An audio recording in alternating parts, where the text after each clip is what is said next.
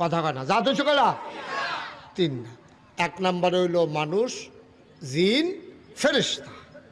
এখন ক্লাসও ছাত্র তিনজন থাকলে তিনজনের রোল নাম্বার এক হইব, একজনের হইব। এখন এক কার এটা সারে যদি বিবেচনা কইয়া দেয় ওইয়া যাবো গা ফলাফাইনে কেউ কোনো মাথা লাড়তো না, বলে আরে আমি পড়াই আমি জানি না কেডা এক, তোরা আবার কিতাব কিতাব সৎ দিতে কোনো কথা নাই।